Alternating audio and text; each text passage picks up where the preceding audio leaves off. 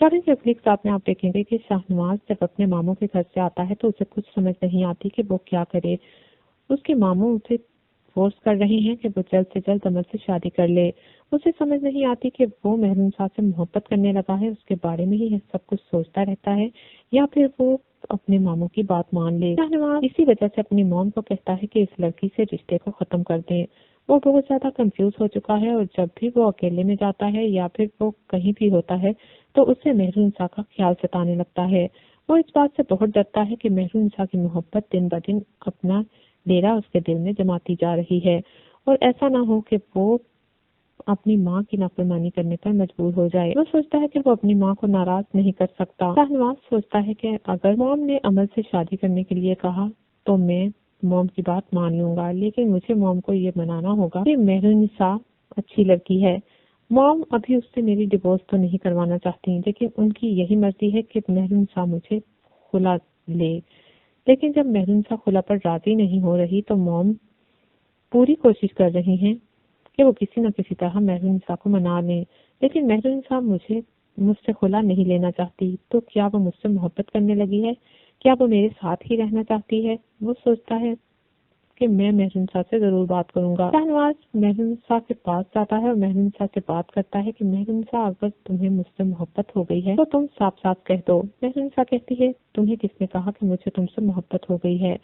شاہنواز کہتا ہے اسی لیے تو تم خلا نامے پر دستخط نہیں کر رہی اور تم نے خلا نامہ پھاڑ دیا ہے۔ موم نے مجھے سب کچھ بتایا ہے۔ محروم شاہ کہتی ہے طلاق کے پیپرز پھاڑنے کا یہ مقصد نہیں ہے کہ میں تم سے محبت کرنے لگی ہوں۔ جب محبت ہوتی ہے تو سب کچھ خود بخود ظاہر ہونے لگتا ہے اور مجھے تم سے کوئی محبت نہیں۔ جس دن مجھے تم سے محبت ہو گئی تو اس دن مجھے اظہار کرنے کے لیے الفاظ کی ضرورت بھی نہیں پڑے گی، تمہیں خود بخود فیل ہو جائے گا۔ شاہنواز کہتا ہے تو کیا تمہیں پھر کسی بھی چیز سے کوئی فرق نہیں پڑتا؟ عمل سے میں شادی کرنے جا رہا ہوں، تمہیں اس چیز سے بھی کوئی فرق نہیں پڑتا۔ ظاہر ہے تم مجھ سے محبت نہیں کرتی تو پھر تمہیں کوئی تکلیف بھی نہیں ہونی چاہیے۔ محروم شاہ کہتی ہے تم بالکل ٹھیک کہتے ہو، مجھے کوئی تکلیف نہیں ہے اور نہ ہی مجھے کوئی مسئلہ ہے۔ تم عمل سے شادی کرو اور جیسے مرضی زندگی گزارو، مجھے کوئی فرق نہیں پڑتا، لیکن یہ بات یاد رکھو شاہنواز کہ میں اس گھر سے جانے والی نہیں ہوں۔ اس گھر میں بہو بن کے آئی ہوں اور بہو کی حیثیت سے ہی رہوں گی۔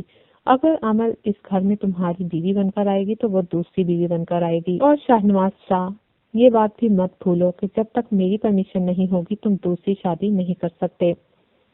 شاہنواز کہتا ہے محروم شاہ تم کس خوش فہمی میں رہتی ہو؟ تمہیں کس نے کہا ہے کہ میں تم سے دوسری شادی کے لیے اجازت لوں گا؟ مجھے تمہاری کسی اجازت کی کوئی ضرورت نہیں ہے۔ محروم شاہ کہتی ہے یہ تو وقت ہی بتائے گا کہ تمہیں میری اجازت کی ضرورت ہے یا نہیں۔ اور شاہنواز شاہ تمہیں میرا ساتھ دینا ہوگا اس چیز میں کہ میں تمہارے بھائی کو دوبارہ سے جیل کی سلاخوں میں بھیج سکوں۔